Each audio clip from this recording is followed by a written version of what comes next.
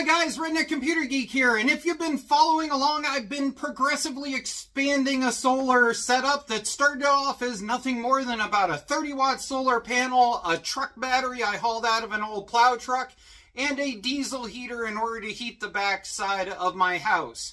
That has since exploded into what is now about a good solid $1,000 setup over time. As we found limitations, we expanded on it. And as I grew that setup, I began to get sponsorship offers for inverters. And every single one, I sent the same email to. If you can provide me an inverter that will run a 140 welder, we'll talk about it. That started about 2 years ago. And I finally had somebody decide to take up the gauntlet and see if we can fight about it. So, this is BougeRV's 3000 watt, 12 volt based, pure sine wave inverter.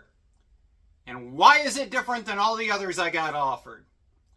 It actually has supposedly the correct 20 to 25 amp circuit to be able to run a 140 welder. Supposedly. The reason why I say that is because this EcoFlow that they told me to get abusive with and beat the snot out of and everything, it has the exact same style of outlet that is supposed to go and be on a system that has the capability to run a welder.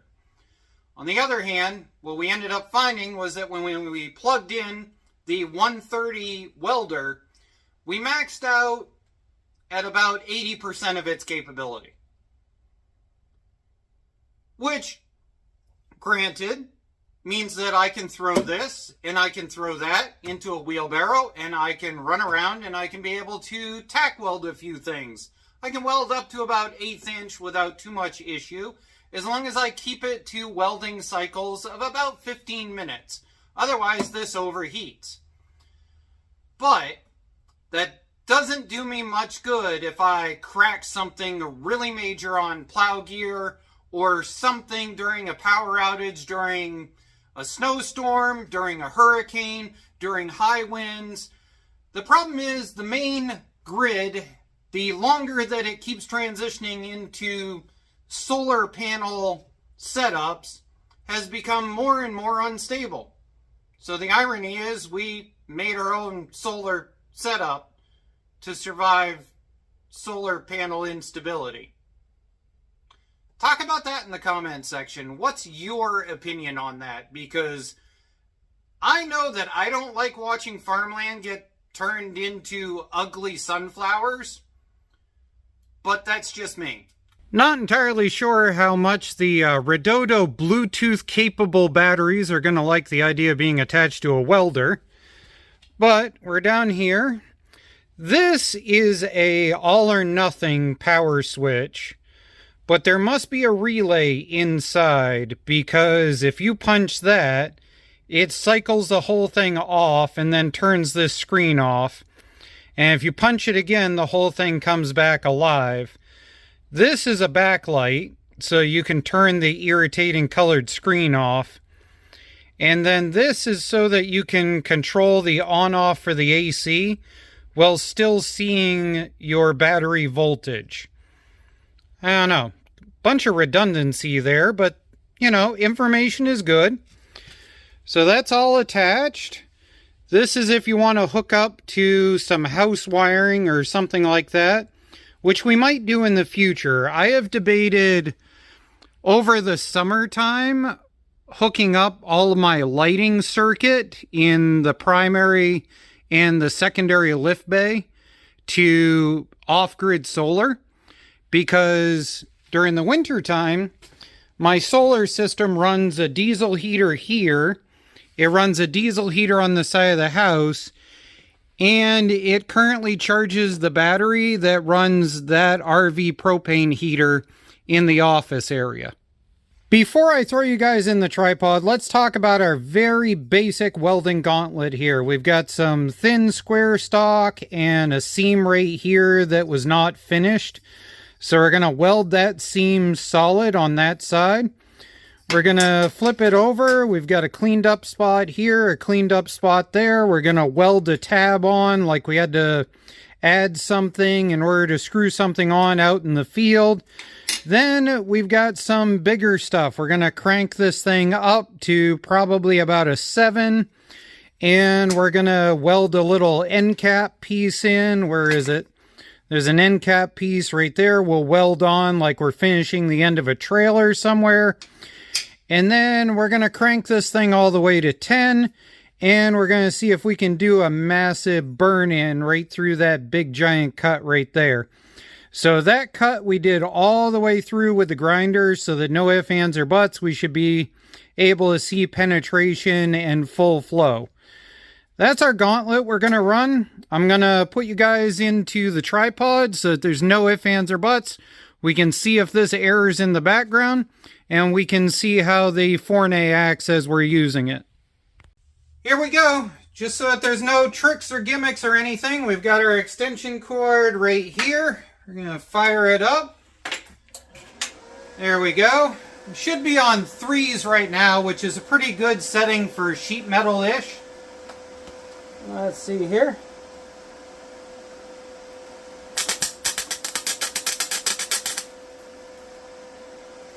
Alright, we got to crank that up. Go 4.5 by 5.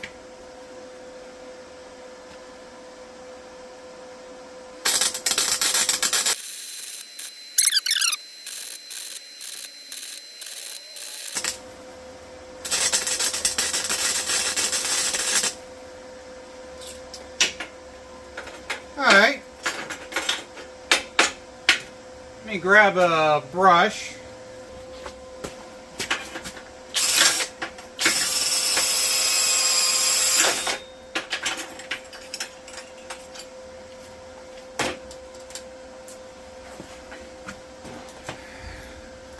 There is nothing pretty there to write home about, but it is functional. Now let's do an extremely basic idea of just welding a screw-on tab.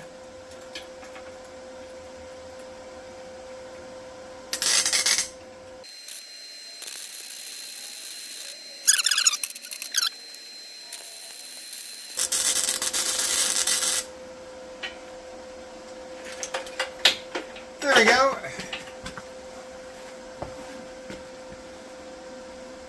Now, for a welder that I haven't used in 2 years because I loaned it out to a friend to help start his business, I'll accept that. That's not too bad.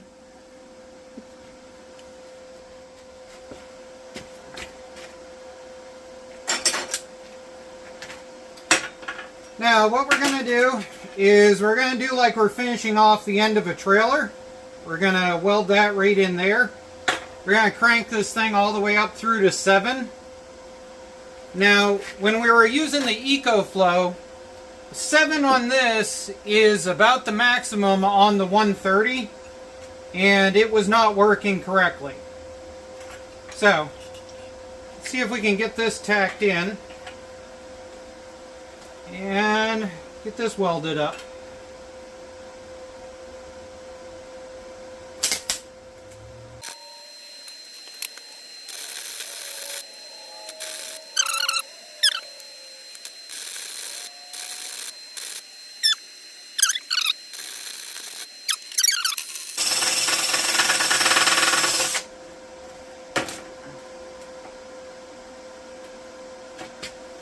And again, we're after farm welding.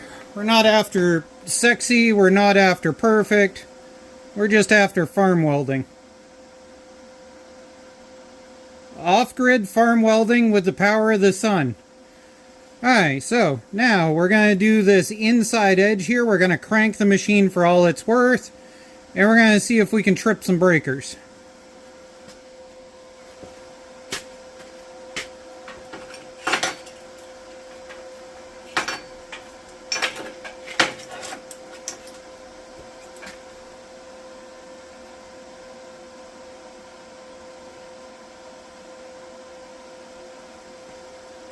Alright, we're going to try full throttle with a 10 to a 7 on the speed.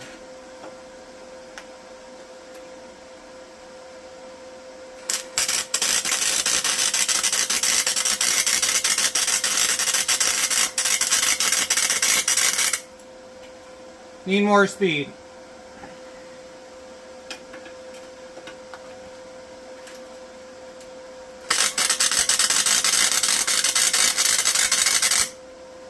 Need full throttle speed.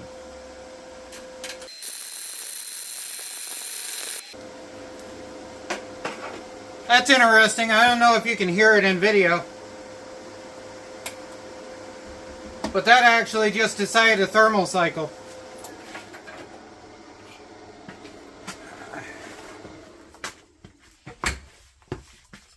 Here we go. Again, we're just looking for farmer grade welds. We're not looking for professional. So I managed to blast that through. Let's look on the back side. Yeah, there's no full penetration going into there. That was just lighting it right up. Let's just do one more run in order to seal that off, just to make me feel better. Go from there.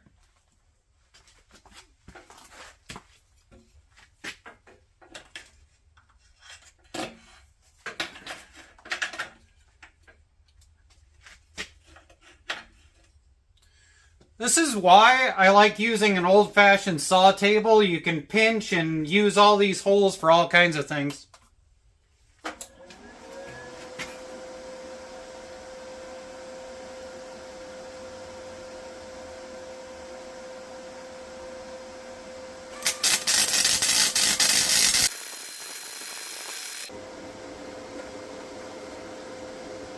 Alright, the fact I blew out that end is bothering me, so I'm going to drop this down to a 7, drop it down to an 8, and I'm going to fill in this end piece.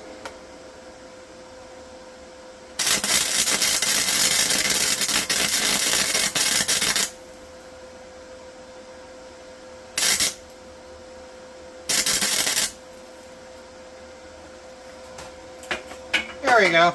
I feel better with a finished off end. Here we go. Nice and finished off, filled in on the end. Again, there's those. I burnt it through on that one. Let's see if I can flip this over without burning myself. And that was not too good. Definitely not my best welding. I wonder what they ended up putting in here for welding wire. I bet it doesn't have the stock, well, the type of wire I normally use. I normally use, yeah, it's a no-name brand wire. This is not what I normally have in here. This is something cheap. So, welding wire is not the greatest, which is probably part of the reason why this was an issue. But that did what they said it would. It ran a 140 welder at full throttle. We made it an inch worth of welding before this kicked up, and I see no reason why it wouldn't continue to work perfectly fine. I'm going to call that a win on upgrading the capability of our solar setup.